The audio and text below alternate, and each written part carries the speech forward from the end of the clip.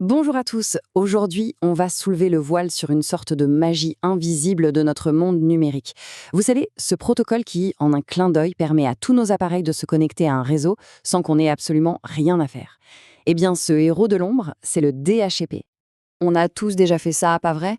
On arrive quelque part, dans un café, chez des amis, on choisit le réseau Wi-Fi, on entre le mot de passe et hop, on est connecté.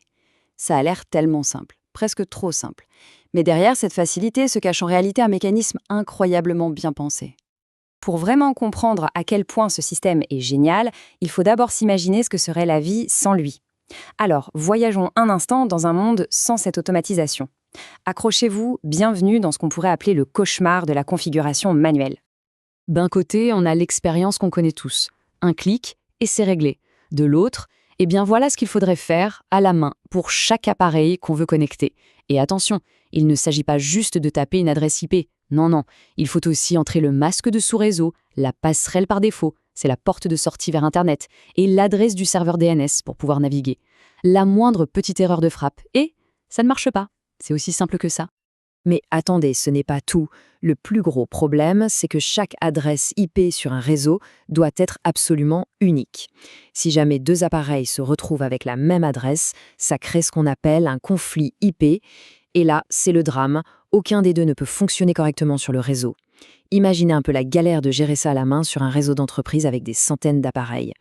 Heureusement, on n'a pas à vivre dans ce cauchemar. Il existe une solution super élégante à ce problème. Et c'est là qu'entre en scène notre héros du jour, le DHCP. Pensez à lui comme le concierge de votre réseau. Alors, DHCP, qu'est-ce que ça veut dire? Dynamic Host Configuration Protocol, en bon français, protocole de configuration dynamique des hôtes. En gros, c'est un service qui tourne souvent sur votre box ou votre routeur et dont le seul et unique travail, c'est de gérer toute cette configuration à notre place. Il accueille chaque nouvel appareil et lui donne tout ce qu'il faut pour bien s'intégrer au réseau. Et comment il fait, concrètement? Eh bien, c'est assez simple dans l'idée. Le serveur DHCP possède une réserve, une sorte de piscine d'adresses IP disponibles. Quand un nouvel appareil se pointe, le serveur va piocher une adresse libre dans cette piscine et la lui attribue, en lui donnant au passage toutes les autres infos dont on a parlé, le masque, la passerelle, le DNS. Ah, mais c'est une excellente question. Forcément, cette réserve d'adresses n'est pas infinie. Alors sur un réseau très très fréquenté, comment le serveur s'assure-t-il qu'il ne va pas se retrouver à court d'adresses? La solution imaginée par le DHCP est tout simplement brillante. En fait, les appareils ne possèdent pas leur adresse IP, ils ne font que la louer. C'est le concept du bail IP. C'est un peu comme un contrat de location, mais pour une adresse réseau. Le serveur prête une adresse à un appareil pour une durée bien précise. Une fois ce temps écoulé, si l'appareil est parti ou s'il ne dit rien, l'adresse est automatiquement libérée et retourne dans la piscine, prête à être attribuée à quelqu'un d'autre. Et ça, c'est absolument fondamental. Pensez au Wi-Fi d'un aéroport ou d'une gare. Des milliers d'appareils différents s'y connectent et se déconnectent chaque jour. Si chaque téléphone qui est passé par là gardait son adresse IP à vie, le réseau serait saturé en quelques heures à peine. Le système de bail permet donc un recyclage hyper efficace des adresses. C'est la clé pour que ces grands réseaux publics puissent fonctionner. Alors, la durée d'un bail, ça peut beaucoup varier. Dans un café très passant, le bail pourrait être très court, genre 30 minutes, pour libérer les adresses super vite. À la maison, par contre, il n'est pas rare que notre ordinateur garde la même adresse pendant plusieurs heures ou même toute une journée. Tout dépend vraiment de la vitesse à laquelle les appareils vont et viennent sur le réseau. D'accord, mais que se passe-t-il si un appareil a au contraire besoin de garder tout le temps la même adresse IP? Évidemment, le DHCP a aussi une solution pour ça. Il y a des appareils un peu spéciaux sur un réseau. Pensez à une imprimante partagée ou à un serveur de fichiers. Pour que les autres ordinateurs puissent les retrouver facilement, il faut que leur adresse ne change jamais. On pourrait dire que ce sont les VIP du réseau, et ils méritent un traitement de faveur. Et ce traitement, ça s'appelle une réservation DHCP. C'est très simple. L'administrateur du réseau va dire au serveur DHCP: écoute, cet appareil bien précis, qu'on identifie grâce à son adresse physique unique, l'adresse MAC, tu dois toujours lui donner cette adresse IP spécifique. Du coup, l'appareil obtient bien son adresse automatiquement, mais c'est toujours la même. C'est comme avoir sa place de parking attitrée.